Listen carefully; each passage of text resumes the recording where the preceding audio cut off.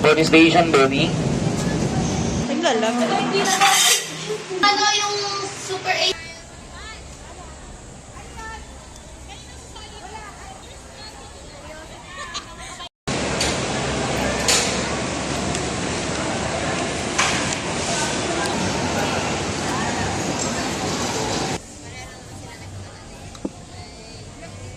Lagay mo na to. From cleaning, doing laundry, and of course, cooking.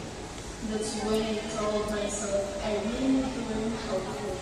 So my siblings had something new. It started out of responsibility, but eventually it was preparing meals.